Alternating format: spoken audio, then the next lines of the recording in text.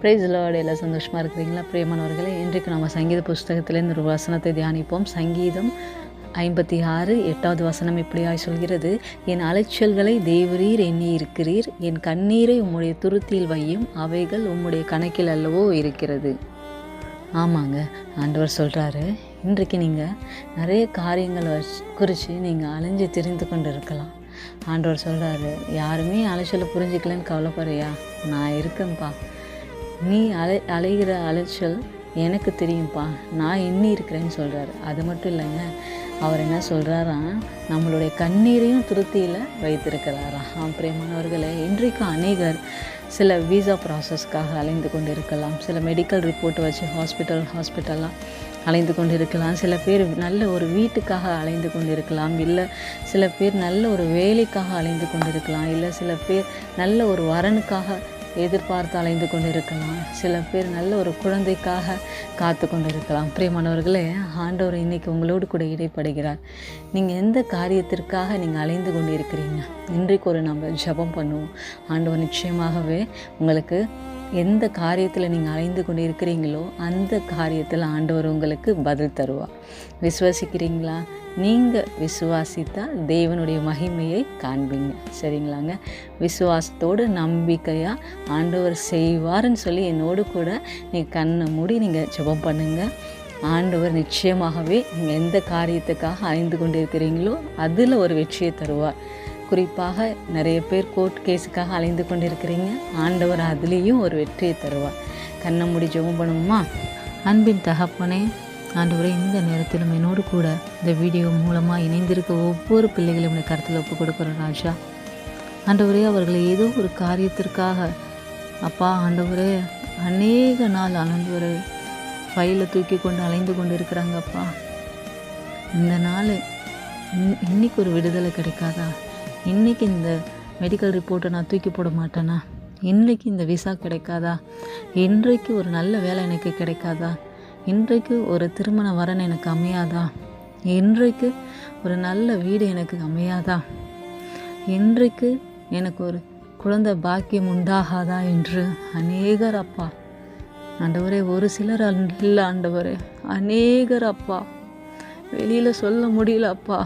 என் தேவனே அப்பா ஆண்டவரே, உற்றார் உறவினர்கள் ஆண்டவரே மத்தியில் அப்பா போக முடியலப்பா, அவர்களுக்கு பதில் சொல்ல முடியல ஆண்டவரே, காயப்படுத்துகிறாங்க அப்பா. என் தேவனே அப்பா, மனதிறங்குங்க அப்பா. யாரெல்லாம் என்னோடு கூட வீடியோவில் இணைந்திருக்கிறார்களோ அப்பா, அவர்களோடு நீ பேசி கொண்டு இருக்கிறீர் ஆண்டவரே. அவருக்கு கண்ணீரை பாருங்கப்பா ஆண்டவரை, வெளியில் சொல்ல முடியலையே, 4 சுவருக்குள்ள அழுகுகிற கலங்கி இருக்கிறாங்க அப்பா. இந்த மெடிக்கல் ரிப்போர்ட்டை பார்த்து என் தேவனே, இப்பொழுதே தகப்பனே உடைய மனதுருக்கமப்பா இவர்கள் மேலே வரட்டும் ஆண்டவரே. எத்தனை நாட்கள் அலைந்து கொண்டு இருக்கிறாங்கப்பா. இந்த கோர்ட் கேஸ்க்கு ஒரு முடிவு வராதா?